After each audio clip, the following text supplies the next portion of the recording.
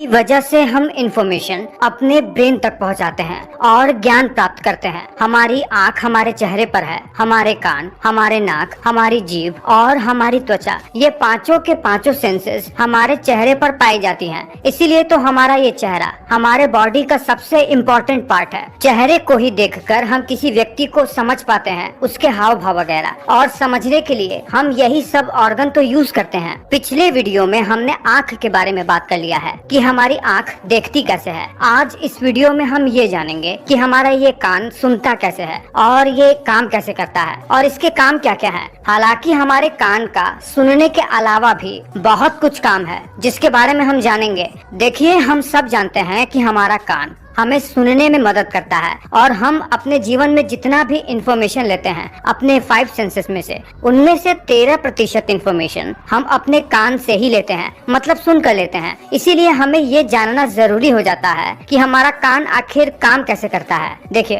पहले हम ये जानते हैं कि हमारा कान बना कैसे हुआ है। इसके एनाटॉमी को एक बार हम देख लेते हैं। देखिए, जब हम अपने कान की संरचना को देखते हैं तो हम पाते हैं कि हमारा कान 3 पार्ट में बटा हुआ है, आउटर ईयर, मिडिल ईयर और इनर ईयर। कान का ये हर एक पार्ट अलग अलग काम करता है, अलग अलग सबका फंक्शन है, सभी साउंड को प्रोसेस करने का काम करते हैं। चलिए जानते हैं सबके बारे में। हमारा ये जो आउटर ईयर होता है ये बना होता है पिना से, जो हम अपने कान को बाहर से देखते हैं बिल्कुल पत्ते की तरह निकला रहता है, इसे पिना कहते हैं। और इसी पिना के बीच में एक गड्ढा सा बना होता है जिसे कौंचा या कौंका कहते हैं, और इसी पिना के बीच में एक छेद होता है जो कि लगभग 3 सेंटीमीटर लंबा कैनाल बनाता है, जिसे एक्सटर्नल ऑडिटरी मीएटस कहते हैं। देखिए, पिना का काम क्या होता है। लगभग 3 सेंटीमीटर लंबा कैनाल बनाता है जिसे एक्सटर्नल ऑडिटरी मीएटस कहते हैं। देखिए, पिना का काम क्या होता है। ये पिना मूव नहीं कर सकता, जैसे बाकी एनिमल्स अपने कान को हिला सकते हैं। मनुष्यों में ये स्थिर रहता है और इसका काम ये होता है कि ये हमारे सराउंडिंग में जो भी आवाज आती है, आवाज का मतलब जो भी एयर प्रेशर में वेरिएशन होता है, उसे वातावरण से कैप्चर करके ये साउंड वेव को एक्सटर्नल ऑडिटरी मीएटस में ट्रांसमिट कर देता है। उसके बाद जैसे ये साउंड की एनर्जी बिल्कुल फोकसिंग के साथ एक्सटर्नल ऑडिटरी मीएटस में प्रवेश करती है, ये हमारे ऑडिटरी कैनाल के एंड पर मौजूद ईयर ड्रम, जिसे टिम्पैनिक मेम्ब्रेन भी कहते हैं, वहाँ पर जाकर टकराती है। जब साउंड वेव एक्सटर्नल ऑडिटरी मीएटस में आती है तो ये कैनाल साउंड को थोड़ा एम्पलीफाई कर देता है। इस ईयर ड्रम के दूसरी ओर हमारे कान का मिडिल ईयर स्टार्ट हो जाता है, जो कि 3 छोटी छोटी हड्डियों से मिलकर बना हुआ होता है, और इसमें एक ट्यूब होता है जो नीचे की ओर जाता है। देखिए, ये जो 3 छोटी छोटी हड्डियां हैं ये हमारे शरीर में पाए जाने वाली सबसे छोटी हड्डियां होती हैं। जब ईयर ड्रम बाहर से आने वाले साउंड वेव की वजह से वाइब्रेट करने लगता है तो इसी ईयर ड्रम से कान की ये तीनों छोटी छोटी हड्डियां जुड़ी रहती हैं एक अरेंजमेंट में। इनका नाम है मैलियस, इनकस और स्टेपीज।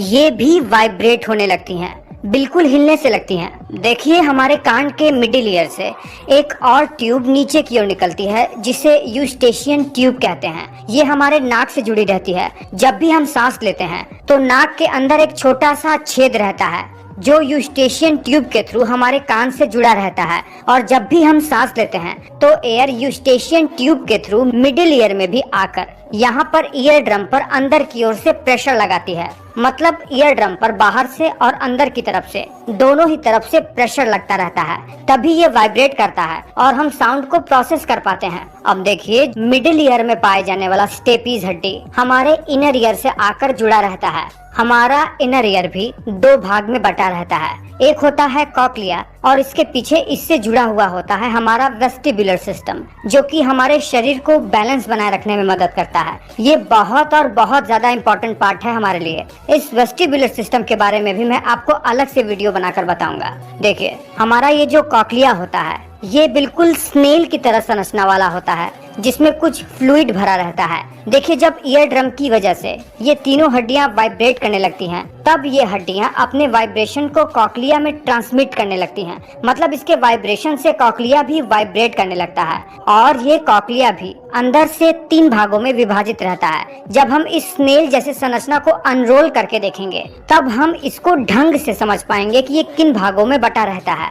अनरोल करने पर हम पाते हैं कि हमारा ये कॉक्लिया 3 भागों में बटा रहता है। इसके ऊपर वाले भाग पर स्केला वेस्टिब्यूली नाम का डक्ट होता है जो कि आगे की ओर मुड़कर नीचे नीचे की ओर दूसरे डक्ट से जुड़ जाता है जिसे स्केला टिम्पैनी कहते हैं। देखिए इन दोनों ही डक्ट में एक फ्लूइड भरा रहता है जो कि नॉन कंप्रेसिबल फ्लूइड होता है और इन्हीं दोनों डक्ट के बीच में एक पतला सा मेम्ब्रेन होता है जिसे बेसलर मेम्ब्रेन कहते हैं और इसी बेसलर मेम्ब्रेन से जुड़ा रहता है हमारे कान का सबसे इम्पोर्टेंट भाग ऑर्गन ऑफ कॉर्टी, जो कि हमारे साउंड वेव को डिटेक्ट करके हमारे ब्रेन तक ले जाता है। जब हम अपने कॉक्लिया को बीच से काट के देखेंगे तो उसके अंदर की संरचना स्केला टिम्पेनी, स्केला वेस्टिब्यूली, ये सब कुछ इस तरीके से दिखेगा। देखिए जब इन तीनों हड्डियों की वजह से वाइब्रेशन कॉक्लिया में पहुंचता है तो कॉक्लिया में मौजूद नॉन कंप्रेसिबल फ्लूइड वाइब्रेट करने लगता है और इसी वाइब्रेशन की ही वजह से ये बेसलर मेम्ब्रेन भी वाइब्रेट करने लगता है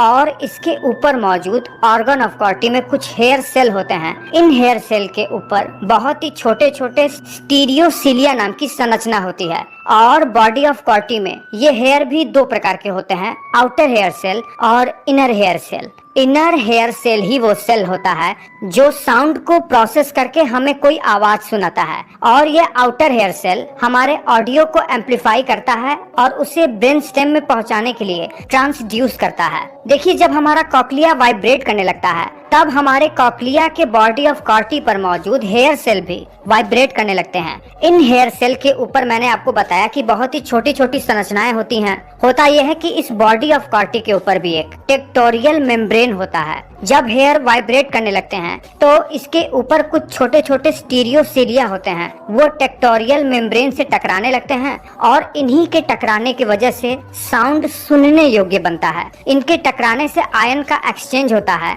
और जो साउंड प्रोड्यूस होता है वो इसी बॉडी ऑफ कॉर्टी से जुड़े वेस्टिबुलो कॉक्लियर नर्व से होते हुए हमारे ब्रेन में चला जाता है। वेस्टिबुलो कॉक्लियर नर्व वही होता है जो हमें सुनने के लिए मदद करता है, हमारा 8th क्रेनियल नर्व। देखिए आपने ये तो सुना ही होगा कि हम मनुष्य 20 हर्ट्ज से 20,000 हर्ट्ज तक की आवाजों को सुन सकते हैं। जब हम अपने कॉक्लिया को एक्सपेंड करके देखेंगे तो जो हमारा बेसलर मेम्ब्रेन है हम पाते हैं कि वो आगे की ओर बहुत ही चौड़ा सा हो जाता है और पीछे की ओर बहुत ही सकरा सा रहता है। भले से ही कॉक्लिया आगे की ओर पतला सा रहता है लेकिन इस पर मौजूद बेसलर मेम्ब्रेन आगे चौड़ा ही रहता है। होता यह है कि पीछे की ओर वाला भाग हमें हाई फ्रिक्वेंसी की आवाज को सुनवाने में मदद करता है, जैसे इस तरह।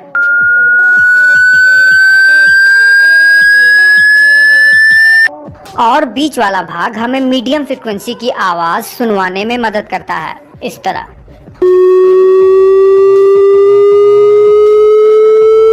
और आगे वाला सबसे चौड़ा वाला भाग हमें लो फ्रिक्वेंसी की आवाज सुनवाने में मदद करता है, कुछ इस तरह की आवाज।